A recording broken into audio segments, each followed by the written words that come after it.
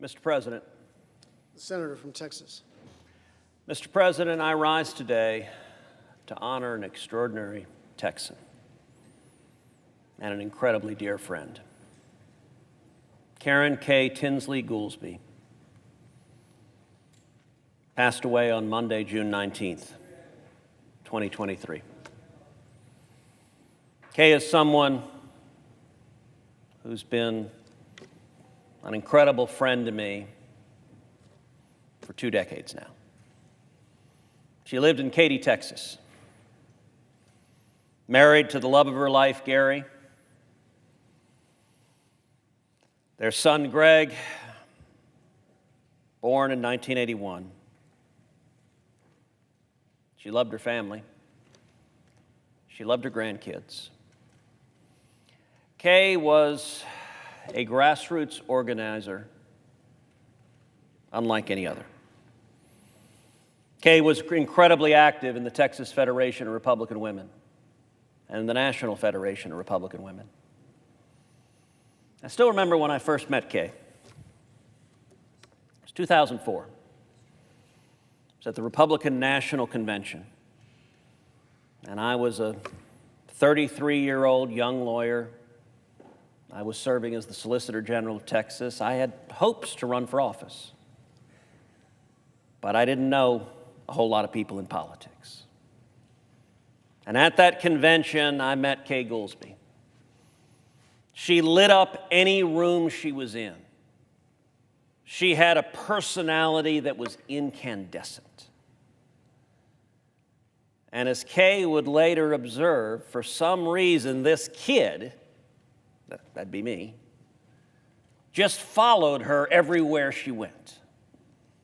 And at the end of the day, it wasn't complicated. Kaye knew everybody. And when I followed Kaye from one grassroots activist to another, Kaye would turn around and introduce me one after the other, say, have you met Ted? Have you met Ted? Have you met Ted? She had the energy of an atom bomb. It was unstoppable. Kaye became one of my very closest friends and most trusted advisors when I first launched a campaign for Attorney General of Texas. I remember sitting in Kaye's car for about 3 hours trying to convince her to come support our campaign, that I needed her. And she quite rightly said, are you out of your mind? You don't have the support, you don't have the money, you don't have the name ID. How on earth can you possibly win? My answer was, Kaye, with your support, we can do anything. After about 3 hours, her husband, Gary, who's also a dear friend, he told her, he said, Kaye, just say yes. He's going to keep asking you until you do. And she finally laughed and said yes. That race for Attorney General never ended up materializing. The vacancy we thought existed ended up not happening. But 2 years later, I launched a campaign for United States Senate, and Kaye was my grassroots chairman. I'll tell you, in that race, I was supposed to have no prayer. My opponent in that race was the incumbent lieutenant governor, who was personally worth $200 million, who had put $35 million of his own money in the race, and I'd never been elected to anything. Last thing I was elected to was the student council. But we had a weapon unlike anything else. We had Kaye Goolsby. You have to understand, Kaye would be on 3 cell phones at once, calling people relentlessly, and she'd greet them all the same way. She'd go, hey, sugar. And sugar, she could drag that second syllable out 3 sentences. And she'd be talking to people all over the state. Early on in the Senate campaign, we rolled out a list of Republican women leaders in TFRW across the state who'd endorsed my campaign. We rolled out a list, and it was like a cannon shot. It shocked everyone. That was 100% Kaye. That was Kaye on the phone with one after the other saying, trust me, this kid, he's going to do what he said. After that, a few weeks later, we rolled out a second endorsement list with over 80 leaders of the Republican Women's Club all over the state. In response to that release, my opponent in that race fired his campaign manager. That's how big a deal it was. He had assumed that all the Republican women's clubs across the state would be with him, but he did not understand that when you had Kaye working the phones and working the phones and working the phones, and I would travel around with Kaye from event to event to event, and she couldn't be stopped. She'd take me to this person, to that person, to the next person. It was relentless. In 2016, when I ran for president, Kaye was my national Grassroots chairman. Kaye and I spent hundreds of hours on the bus together in Iowa, out on the ground in New Hampshire and South Carolina, all over the country. And I'll tell you, Kaye would talk to Republican women in every state. Mr. President, you're from the great state of Hawaii. I guarantee you, Kaye was on the phone with Republican women in the state of Hawaii. She had an energy that was fiery. And boy, she could get mad. Kaye's chewed me out probably more than my wife Heidi has. She would get mad at this or that or whatever you did, and she'd tell you exactly what she thought.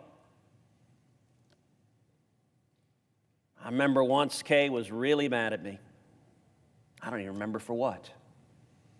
But I had to drive all the way out to her house in Katy, Texas, sit in her living room, while she spent about an hour and a half explaining to me how I'd screwed something up she was mad at me for. She also made me eat some of her homemade brownies, which Kaye had a lot of wonderful gifts, but cooking was not one of them. And the brownies were pretty terrible, but I told Kaye they were delicious, and I appreciated it. And I took my medicine. Kaye and I, as we were talking to Republican women's groups, I used to say all the time that Republican women are the heart and soul. And when I say that, Kaye from the back of the room would call out, "And the brains!" And everyone would laugh, and I'd say, "And the brains of the Republican Party." It started off as an ad-lib joke, but it became something we said all over the state and eventually all over the country. Kaye had kidney disease and liver disease. She spent the last several months waiting on the list for a transplant. Kaye was a tiny lady. She needed a small liver. Several times, it looked like they were going to find a liver, a kidney. Just a few weeks ago, I got a text from Gary. It looks like we've got one. The surgery is tomorrow. That next morning, I woke up praying for Kaye until I got a text a couple hours later. Said the surgery fell through. The transplant wasn't a match.